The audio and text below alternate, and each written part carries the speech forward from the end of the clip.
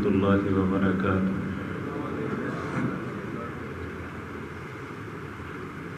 ان الحمد للہ نحمده ونستعینه ونستغفره ونعوذ باللہ من شرور انفسنا ومن سیئات اعمالنا، من يهده الله فلا مضل له ومن يضلل فلا هادي له، وأشهد أن لا إله إلا الله وحده لا شريك له، وأشهد أن محمدا عبده ورسوله، أما بعد فإن خير الحديث كتاب الله، وخير الهدي هدي محمد صلى الله عليه وسلم،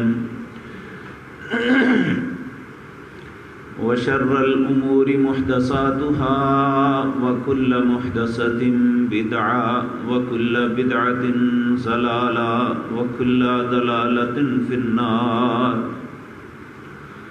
رب اشرح لي صدري ويسر لي أمري واحلل عقدة من لساني يفقهوا قولي، اللهم انفعنا بما علمتنا وعلمنا ما ينفعنا وزدنا علما۔ رب اوزعني ان اشكر نعمتك التي انعمت علي وعلى والدي، وان اعمل صالحا ترضاه، واصلح لي في ذريتي إني تبت إليك وإني من المسلمين۔ أعوذ بالله السميع العليم من الشيطان الرجيم، بسم الله الرحمن الرحيم۔ مثل يسبح لله ما في السماوات وما في الأرض، الملك القدوس العزيز الحكيم، هو الذي بعث في الأميين رسولا منهم يتلو عليهم آياته ويزكيهم ويعلمهم الكتاب والحكمة، وَإِن كَانُوا مِن قَبْلُ لَفِي ضَلَالٍ مُبِينٍ، وَآخَرِينَ مِنْهُمْ لَمَّا يَلْحَقُوا بِهِمْ وَهُوَ الْعَزِيزُ الْحَكِيمُ۔ ذَلِكَ فَضْلُ اللَّهِ يُؤْتِيهِ مَن يَشَاءُ، وَاللَّهُ ذُو الْفَضْلِ الْعَظِيمِ۔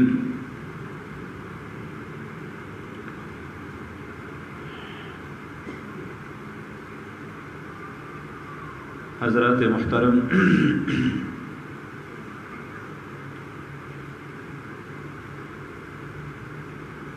جس طرح میرے بھائی ابھی مجھے حکم فرما رہے تھے کہ میں نے آج آپ کے سامنے یہ گزارشات کرنی ہے، اس کائنات کی سب سے پیاری شخصیت جناب محمد الرسول اللہ صلی اللہ علیہ وسلم کا فکری انقلاب کیسا تھا۔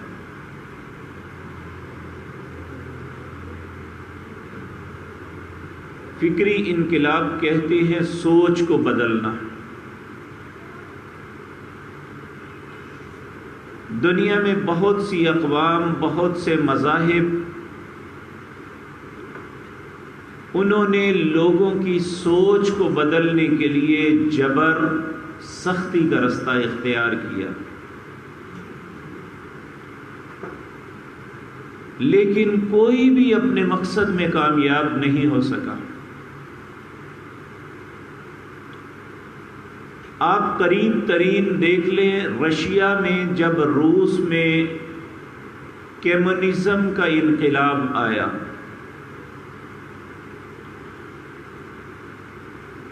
تو روس کے اندر بہت بڑی مسلمانوں کی آبادی بھی تھی.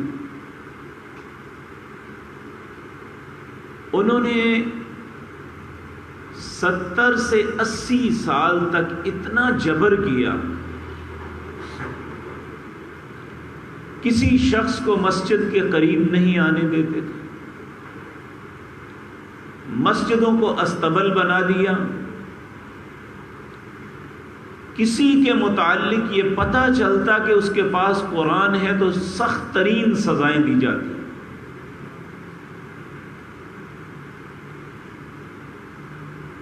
اور جو بڑے تھے ان کے ساتھ معاملہ یہ تھا، تو جو ان کے چھوٹے معصوم بچے پیدا ہوتے تھے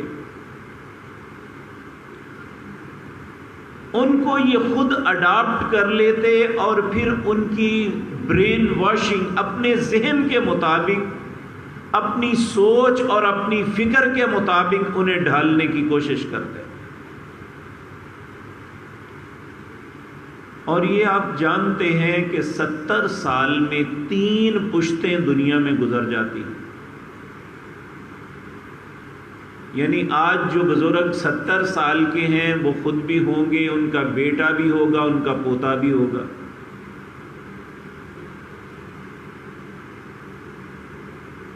اور جو 70 سال پہلے چیزیں تھیں ان کے نشان مٹ چکے۔ آپ بزرگوں کو دیکھ لیں جو اس وقت انہوں نے کیفیات شہروں کی دیکھی ہوئی تھی، جو اس وقت لوگوں کی سوچ تھی، جو شرم و حیا تھی، جو معاملات تھے، وہ آج کچھ بھی نہیں نظر آتا۔ وہ دیکھ کے اور یہ دیکھ کے انسان بالکل دھنگ رہ جاتا ہے، حالانکہ انہیں کسی نے نہیں بدلا، لیکن انہوں نے 3 نسلوں کو پوری طرح زچ کیا، انہیں زبردست ٹارچر کیا اور سخت سزائیں دی۔ ان کا معاملہ یہ تھا کہ ایک شخص بیان کرتا ہے جب ابھی رشیا ٹوٹا نہیں تھا، اس وقت وہ کہتا ہے کہ میں پڑھنے کے لیے گیا، جمعے کا دن آیا، میں نے ان سے پوچھا یہاں کوئی قریب مسجد ہے؟ تو ہر بندہ مجھے مشکوک نگاہوں سے دیکھ رہا۔ ایک بندے نے مجھے بتایا کہ ہاں وہ مسجد ہے لیکن کھلی کبھی نہیں۔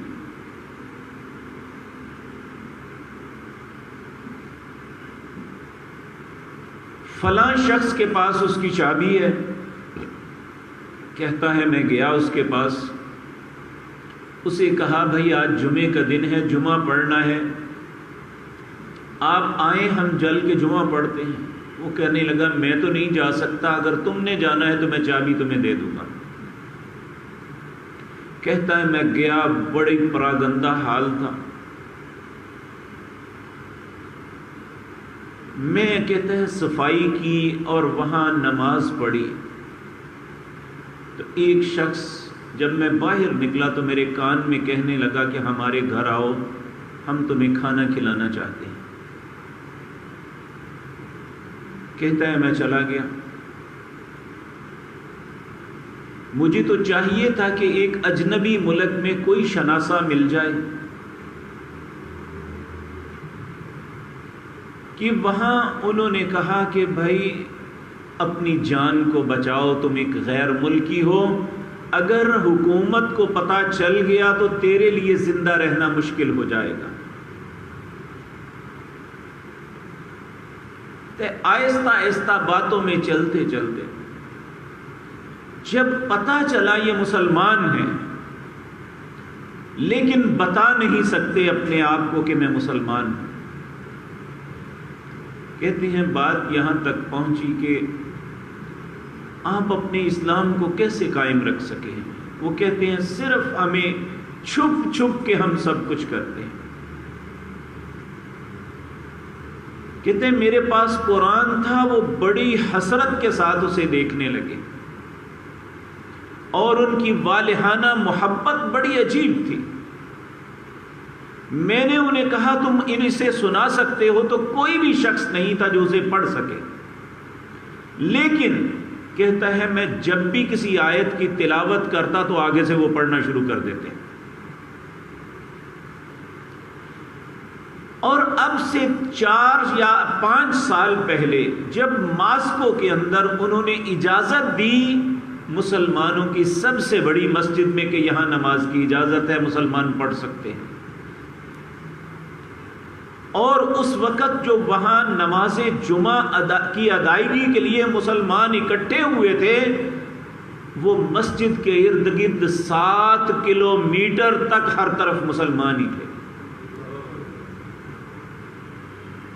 اور آج یعنی رشیا کے خود ان کی جو ایجنسیاں ہیں ان کے مطابق رشیا کی فوج کے اندر 40% لوگ ایسے ہیں جو مسلمان ہیں. اب سوال یہ پیدا ہوتا ہے کہ انہوں نے پوری جد و جہد کی، پوری طرح انہیں اسلام سے نکالنے کی کوشش کی، لیکن ان کے دلوں سے اسلام مٹا نہ سکے. آپ اسپین کی تاریخ پڑھ کے دیکھ لیں، اسپین میں اتنا ظلم اور جبر ہوا تھا کہ رشیا کے لوگ بھی شاید بھول جائیں.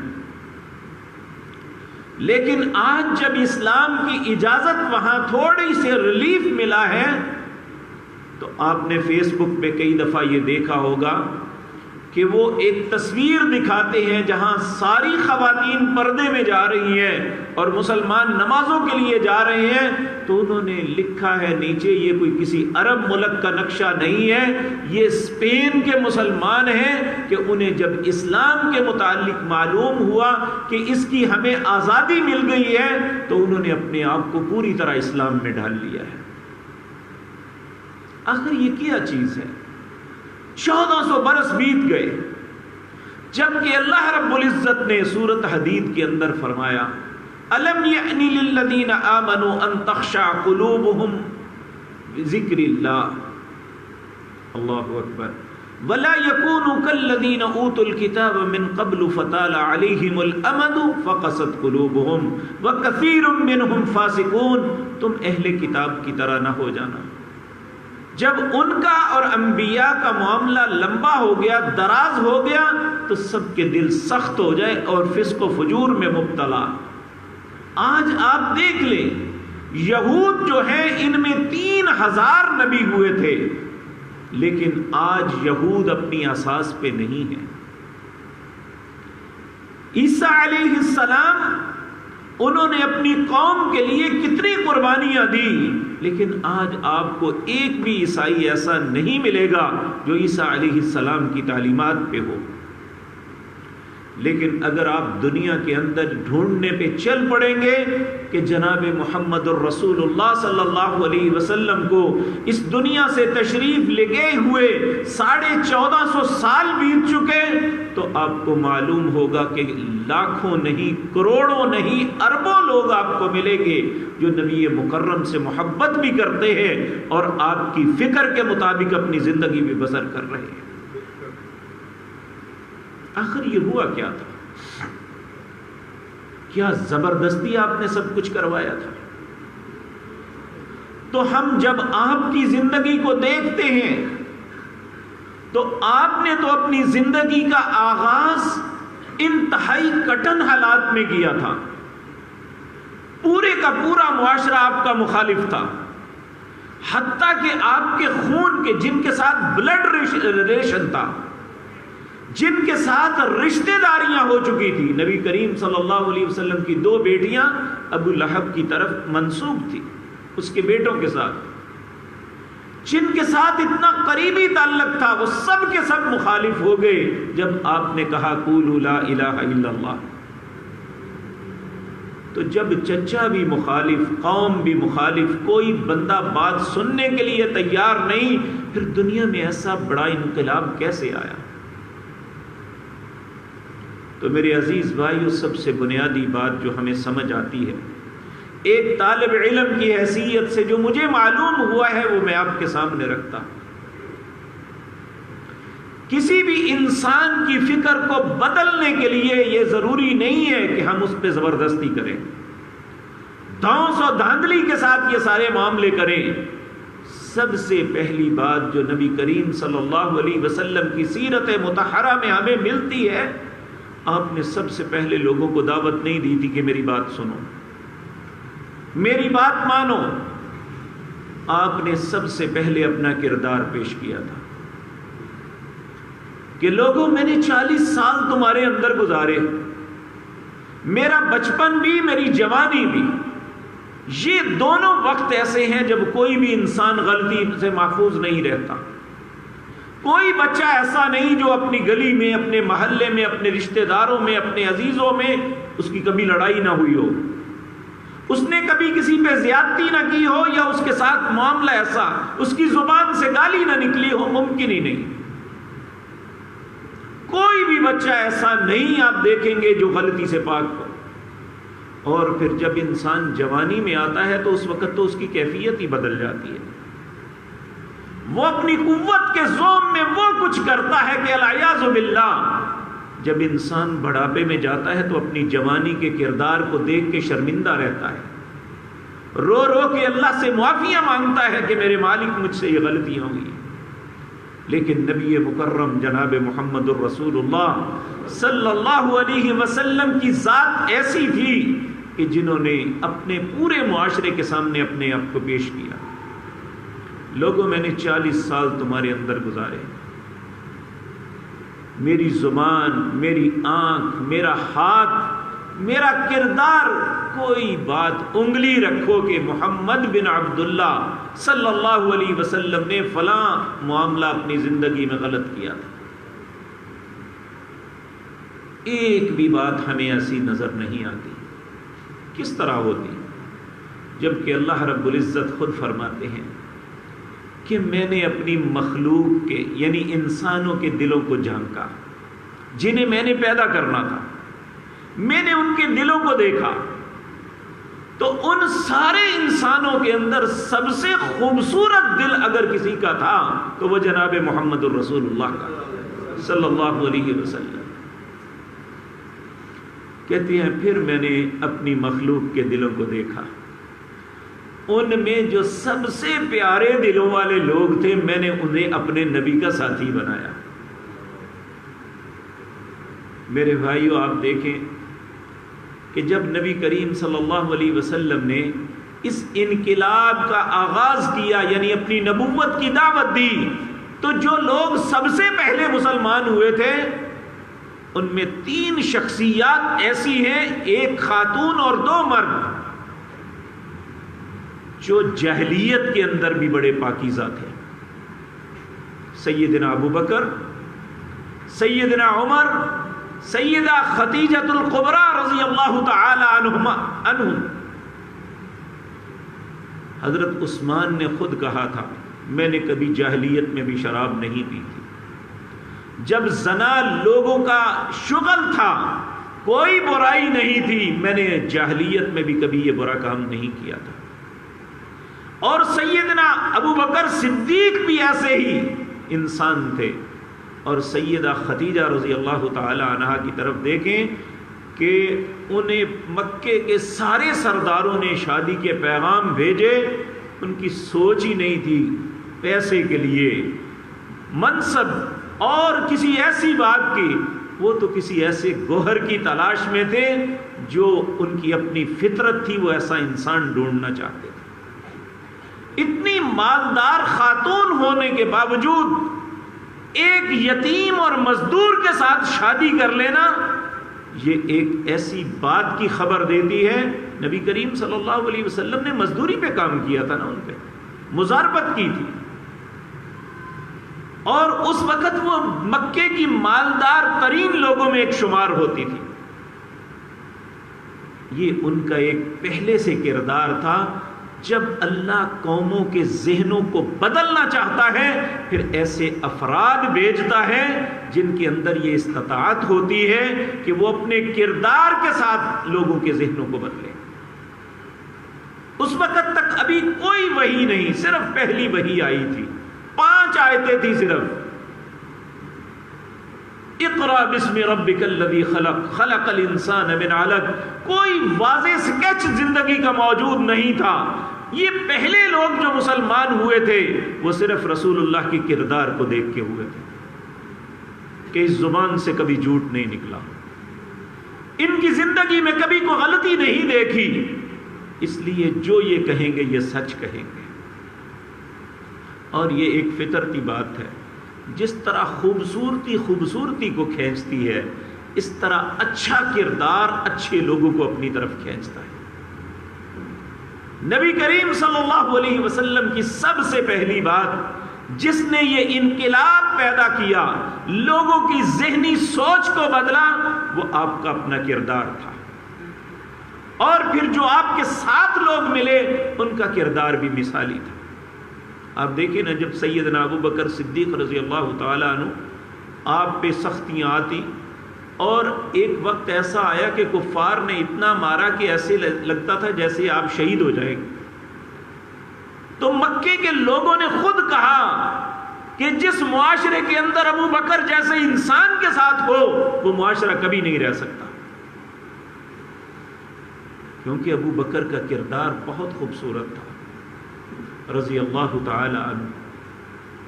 تو میرے عزیز بھائیو، سب سے پہلی کسی بھی معاشرے کو بدلنے کے لیے ضروری ہے کہ انسان کا اپنا کردار پہلے، داعی کا، آپ اپنے اسلاف میں دیکھ لیں، جتنے لوگوں نے دنیا میں بہترین کردار، نبی کریم تو بہت بلند مرتبہ ذات تھی نا، ایک امتی ہونے کے ناطے، ایک عالم دین ہونے کے ناطے، ایک محدث مفسر ہونے کے ناطے، جن لوگوں نے دنیا میں زبردست کردار ادا کیا ہے، ان کا سب سے بڑی بات جو آپ کو نظر آئے گی ان کا ذاتی کردار ہوگا،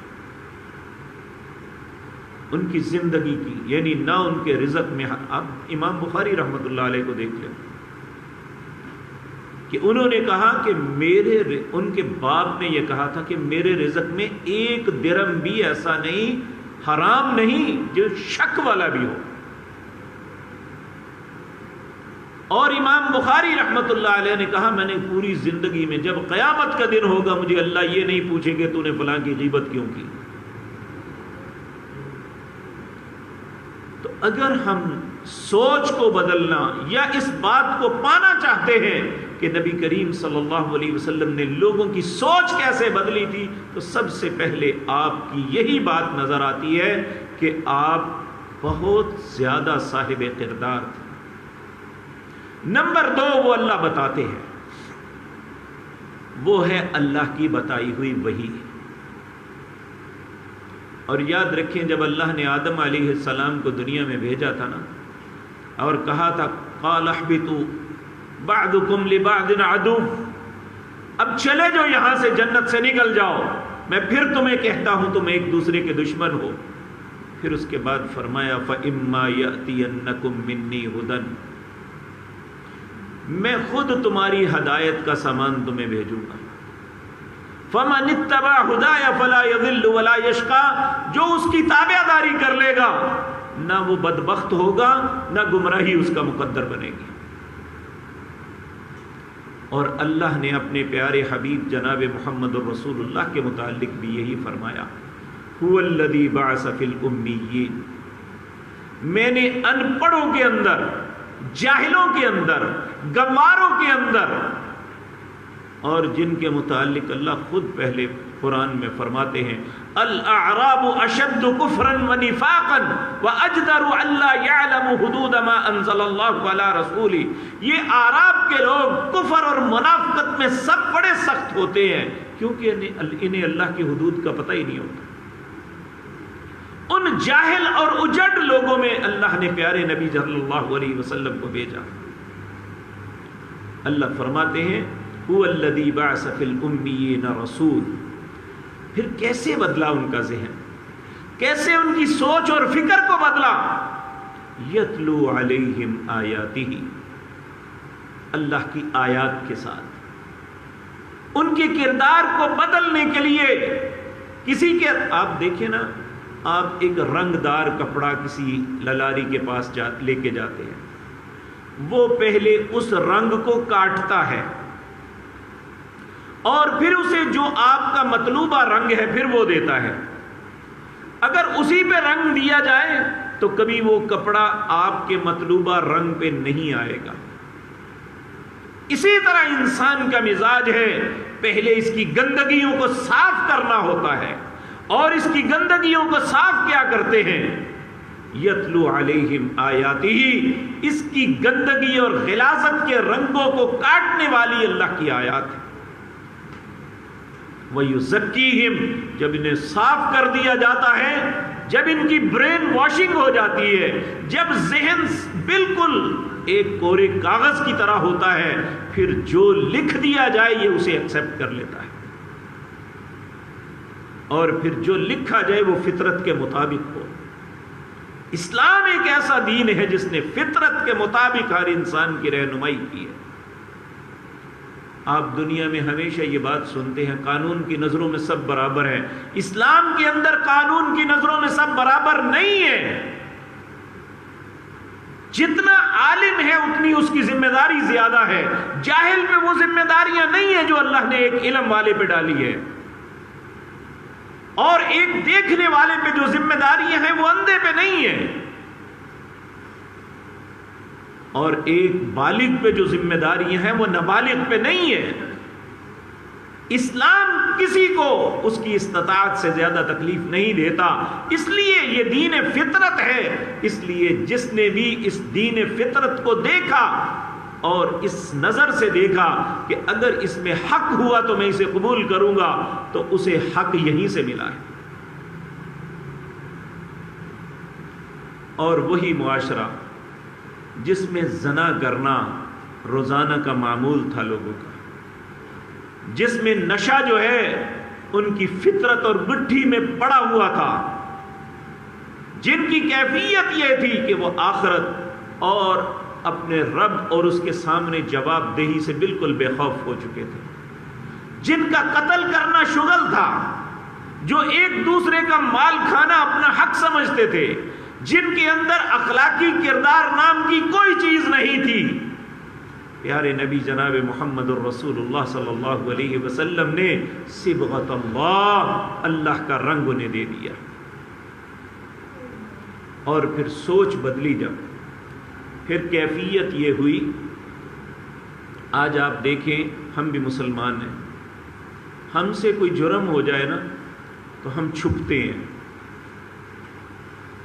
اور کوشش کرتے ہیں کہ اگر ہم سے پوچھیں بھی تو ہم جھوٹ بول دیں گے، لیکن نبی کریم صلی اللہ علیہ وسلم نے جو سوچ دی تھی، اس سوچ کا نتیجہ یہ نکلا، اگر کوئی آدمی کسی معاملے میں کوئی جرم کا ارتکاب کرتا ہے تو وہ خود عدالت میں جا کے اپنے خلاف گواہی دیتا ہے کہ مجھ سے یہ جرم ہوا، مجھے سزا دیجیے، کیونکہ انہوں نے وہ آیات پڑھ لی تھی جس میں اللہ رب العزت نے حکم دیا تھا، یا ایھا الذین آمنوا کونوا قوامین بالقسط شہداء للہ ولو علی انفسکم، اہل ایمان اللہ کے لیے گواہی دینا چاہے اپنی جان کے خلاف کیوں نہ دینی پڑے۔ اور میرے بھائیو، چھوٹی بات پہ نہیں، معاذ اسلم رضی اللہ تعالی، غلطی ہو گئی، نبی کریم صلی اللہ علیہ وسلم کی خدمت میں خود جا کے کہا کہ مجھے سزا دیجیے، اور جب تک سزا دے کے، حالانکہ پتہ تھا اس کی سزا کیا ہے، کہ رجم کرنا ہے، کنکر مار مار کے مار دینا ہے، تڑپ تڑپ کے مر جانا ہے، یہ نہیں سوچا کہ میں کس طرح تڑپوں گا، یہ سوچا کہ میں اللہ کی بارگاہ میں پاک بن کے جاؤں، یہ فکر بدلی، یہ سوچ بنائی نبی مکرم صلی اللہ علیہ وسلم۔ اور اسی طرح آپ دیکھیں کہ انسانی فطرت ہے کہ مرد جو ہے عورت کی طرف رغبت کرتا ہے، عورت مرد کی طرف رغبت کرتی ہے۔ ایک دفعہ اسی طرح کی کوئی بات ہو رہی تھی درس میں، تو ہمارے وہاں پہ ایک ڈاکٹر صاحب ہیں، ڈاکٹر طاہر منیر وریہ، مجھے کہنے لگے آپ میرے پاس آنا، میں نے ایک بات کرنی ہے آپ سے۔ میں گیا، انہوں نے ایک میڈیکل کی کتاب کو کھولا اور اس میں ایک مرغ اور ایک مرغی کی تصویر تھی، اس میں 4-5 تصویریں مختلف تھیں. کہتے ہیں اب یہ لکھنے والا مسلمان نہیں ہے، یہ صرف ایک میڈیکل کی لائن کا آدمی ہے، اس نے یہ تجزیہ سارا کیا ہے. پہلی تصویر میں مرغ بھی اور مرغی بھی، اس کی سکن جو ہے وہ وائٹ نظر آ رہی تھی. اس وقت وہ دونوں الگ تھے. پھر وہ سامنے ایک دوسرے کے آتے ہیں، وہ نر اور مادہ، اور ان کے ذہن میں ایک جذبات ابھرتے ہیں تو ان کی سکن سرخ ہو جاتی ہے.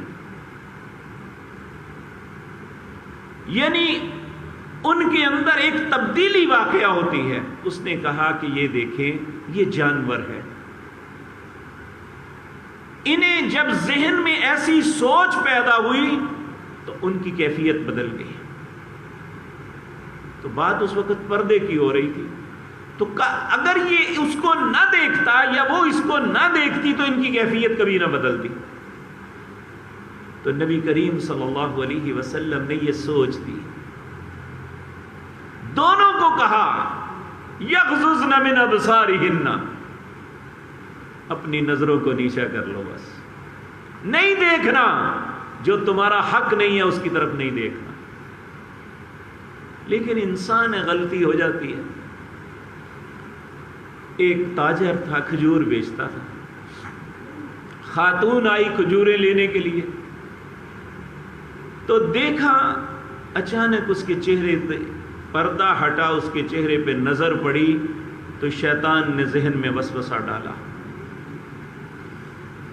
اسے کہنے لگا کہ اندر اس سے بہتر کھجوریں ہیں.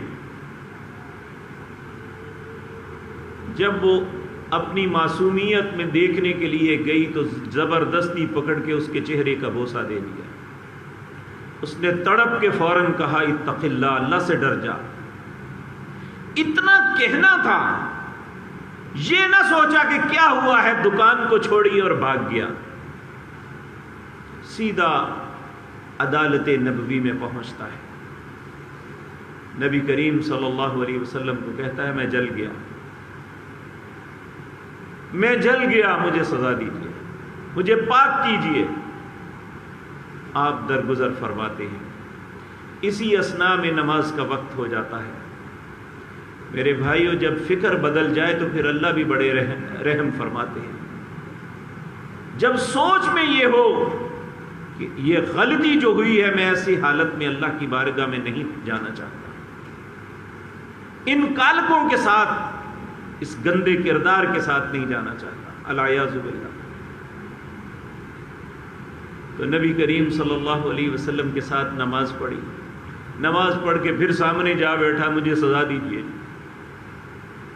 نے پوچھا کیا کیا؟ جب بات بتلائی تو آپ نے فرمایا ہمارے ساتھ نماز پڑھی ہے. کہنے لگا جی ہاں. آپ نے فرمایا پھر اللہ نے یہ آیت اتاری ہے، اقم الصلاۃ طرفی النہار وزلفا من اللیل ان الحسنات یذہبن السیئات. جو دن کے اطراف میں نمازیں پڑھتے ہیں، ان کا یہ اچھا عمل ان کے گندے کردار یا چھوٹی موٹی غلطیوں کو صاف کر دیتا ہے. یہ نیکیاں ان کی برائیوں کو بہا دیتی ہیں. میرے بھائیو، یہ سوچ دی پیارے نبی جناب محمد رسول اللہ. آخری بات عرض کر کے ختم کرتا ہوں.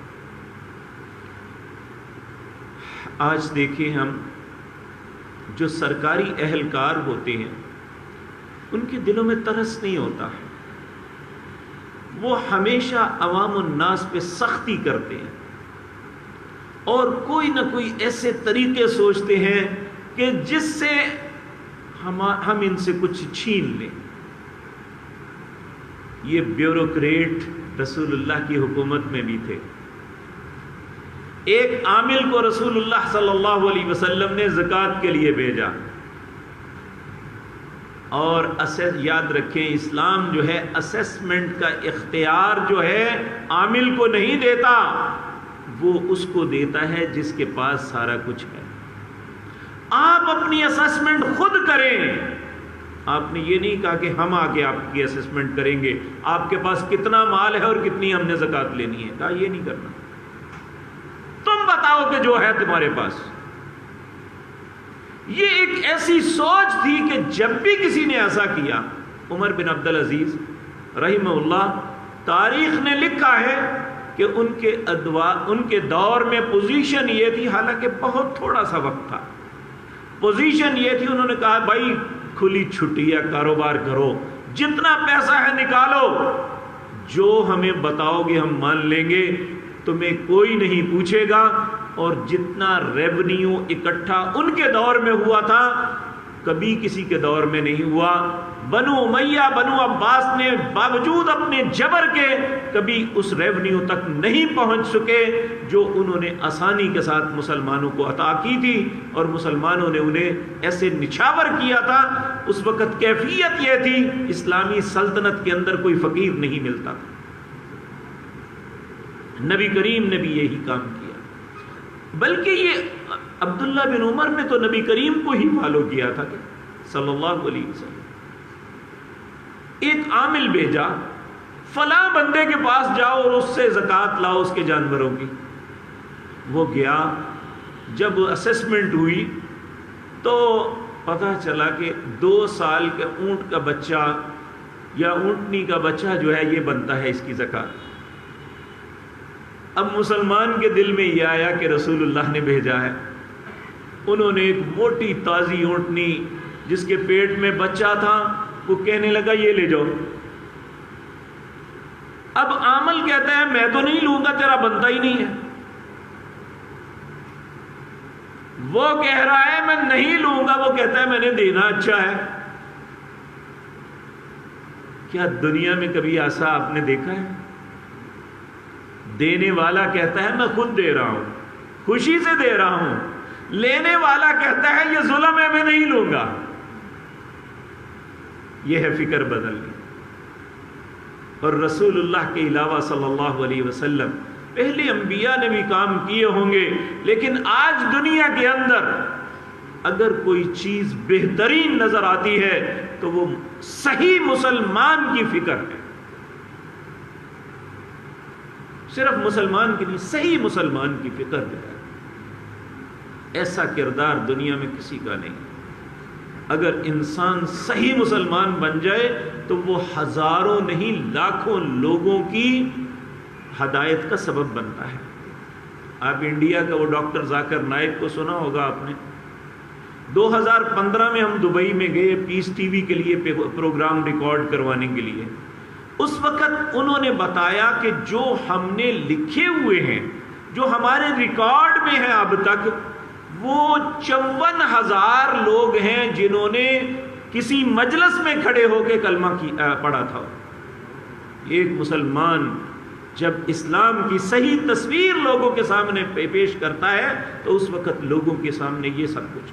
لوگوں نے بڑے مبالغہ کیے ہیں کہ فلاں بزرگ نے 90 لاکھ 90,000، لیکن وہ مسلمان کہیں نظر نہیں آتے. آج اگر دنیا کے اندر فکری تبدیلی نظر آ رہی ہے، پورے یورپ نے ان پہ پابندی لگائی ہوئی ہے. انڈیا نے اب پاگل ہو گیا، انڈیا اس نے پابندی لگا دی. ہندو ایک مجلس میں درجنوں لوگ مسلمان ہو رہے تھے، ان کو برداشت نہیں ہوا. انہوں نے اپنے ملک میں، جس ملک کا وہ باسی ہے، انہوں نے پابندی لگا دی. عرب کے ایک بہت بڑے عالم دین ہیں ڈاکٹر محمد بن عبد الرحمن العریفی. انہوں نے بھی یورپ اور امریکہ اور ان دوسرے ممالک میں، حالانکہ وہ بڑا بے ضرر آدمی ہے، اتنی خوبصورت گفتگو ہے، اللہ رب العزت نے اسے اتنا اچھا ملکہ، اتنی اچھی قلم عطا کی ہے، بہت کم لوگوں کے نصیب میں ہے. پورے یورپ میں پابندی ہے، امریکہ میں پابندی ہے، افریقہ کے ان ممالک میں پابندی ہے، کیونکہ گاؤں کے گاؤں، ریوڑ کے ریوڑ لوگوں کو مسلمان کیا. اور کوئی ڈنڈا لے کے نہیں گیا، صرف اللہ کی آیات لوگوں کے سامنے پیش کی. اور ان کا طریقہ کار کیا تھا کہ وہ عربی زبان میں قرآن کی تلاوت کرتے ہیں، اور پھر اس کے بعد عربی اشعار اسی طرز میں پڑھتے ہیں. پھر اسے کہتے ہیں تیری زبان نہیں ہے، تجھے پتہ نہیں ہے اللہ کی کتاب کون سی ہے اور انسان کی کلام کون سی ہے؟ مجھے بتا پہلی بات نے تجھے زیادہ متاثر کیا ہے یا دوسری نے؟ اور جاپان کے لوگوں نے، جو انگلش بولنے والے ہیں انہیں، جو حبشی بولنے والے ہیں انہوں نے، جو پرفیکٹ قرآن پہلے پڑھا ہے تو انہوں نے کہا پہلی کلام، اگر بعد میں پڑھا ہے تو انہوں نے کہا یہ بعد والی کلام جو ہے اس نے ہمارے دل پہ سخت چوٹ لگائی ہے۔ تو اللہ بھی یہی کہتے ہیں یتلو علیہم آیاتہ ویزکیہم، آج بھی اگر دنیا میں دلوں کو بدلنا ہے، فکر کو بدلنا ہے، تو پہلے کردار کو پیش کرو، اس کے بعد قرآن کے ساتھ یہ سارا معاملہ ہوگا۔ آج المیہ یہ ہے کہ علماء اس بات پہ بہت کہتے ہیں کہ لوگ ہماری بات سنتے نہیں ہیں۔ واللہ باللہ سمت اللہ، لوگ سنتے ہیں بات، لیکن ہمیں ویسا بننا تو چاہیے نا۔ میں اگر آپ کو کہوں آپ نماز پڑھیں، وقت پہ پڑھیں، لیکن میری زندگی میں یہ ترتیب نہ ہو، میں اس طرح خود نہ کر رہا ہوں، تو کیسے آپ میری بات تسلیم فرمائیں گے؟ میں آپ سے کہوں جھوٹ نہ بولو، دھوکہ نہ کرو، لیکن میں خود دین کے نام پہ دھوکہ کر رہا ہوں، تو کیسے آپ میری بات تسلیم کریں گے؟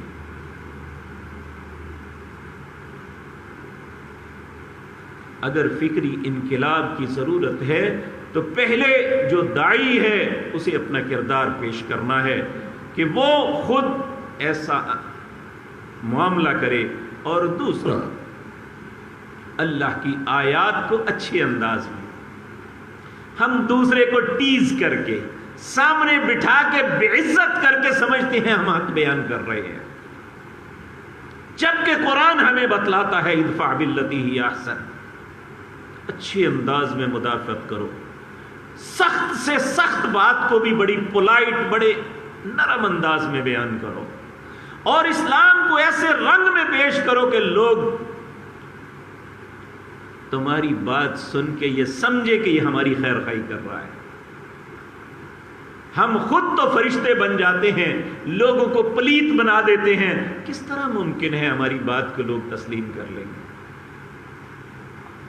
نبی کریم صلی اللہ علیہ وسلم کی پوری زندگی، آپ کی ساری سیرت کا مطالعہ کر کے دیکھ لیں، آپ نے کبھی سامنے بیٹھے ہوئے کسی بندے کو ٹیز نہیں کیا، او تو نے فلاں کام کیا ہے، کیوں کیا ہے؟ کبھی ایسا نہیں کیا۔ آپ نے اگر کسی کو سمجھانا بھی ہے تو ایسے مبہم انداز میں بات کرتے کہ جس کی بات ہوتی، اب جس نے نہیں کیا اسے تو پتہ ہی نہیں چلنا، جس میں وہ غلطی ہے اسے فوراً احساس ہو جانا ہے۔